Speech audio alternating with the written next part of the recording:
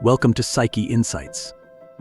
Today we dive into the mind of Franz Kafka, an author whose name has become synonymous with the surreal and the absurd.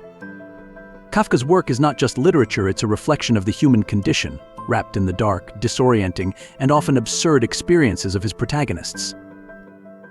Someone must have been telling lies about Joseph K. He knew he had done nothing wrong, but one morning he was arrested. Thus begins The Trial, one of Kafka's most famous novels. Kafka's stories are known for their nightmarish qualities, where protagonists are thrust into bizarre and often hopeless situations.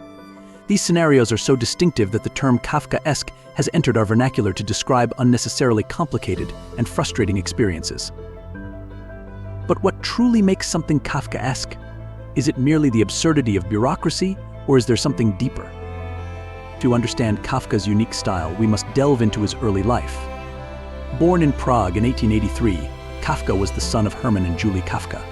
His father was a successful businessman with a brash personality, while Kafka was a small, anxious, and sickly child. This stark contrast made Kafka a constant source of disappointment to his father, who hoped for a son that would mirror his own ideals. As Kafka grew up, he turned to writing as a means of coping with his anxiety, guilt, and self-hatred. Despite his father's disapproval, Kafka continued to write, albeit in the shadows of his law studies and later his job at an insurance company. It was during these years that Kafka produced some of his most notable works, including The Trial, The Castle, and Metamorphosis. Kafka's writing often portrays protagonists struggling through labyrinths of bureaucracy and societal expectations, only to find that success is either unattainable or meaningless. This theme is evident in The Trial, where Joseph K. is arrested without explanation and forced through a bewildering legal process that never clarifies his crime. In Metamorphosis, Gregor Samsa awakens to find himself transformed into a giant insect, his immediate concern, getting to work on time. This surreal transformation and Gregor's subsequent futile attempts to navigate his new reality highlight Kafka's exploration of the absurd. Kafka's experiences as an insurance clerk in early 20th century Prague deeply influenced his portrayal of modern bureaucracy. His stories are not just about the absurdity of paperwork, but also about the irony and circular reasoning that trap his characters. For instance, in the short story Poseidon, the ancient Greek god is depicted as an executive overwhelmed by paperwork. Despite his divine power, he refuses to delegate tasks, deeming everyone else unworthy. Kafka's Poseidon is a prisoner of his own ego, illustrating how self-imposed constraints can be as limiting as external ones. Kafka also explored internal struggles.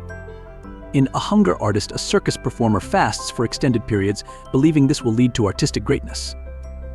When his act loses popularity, he continues to fast out of compulsion rather than choice, revealing that his art was never about strength of will but about a lack of desire.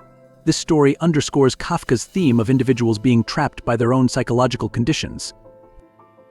Kafka's work is a form of mythology for the modern industrial age, employing dream logic to explore relationships between arbitrary power systems and the individuals caught in them. His stories often end with protagonists overwhelmed by the absurdity of their situations, highlighting the existential struggle against an indifferent universe. Yet, despite the bleakness, there is humor in Kafka's work. His tragicomic stories reflect our own absurdities back at us, reminding us that the world we live in is one we create and one we have the power to change.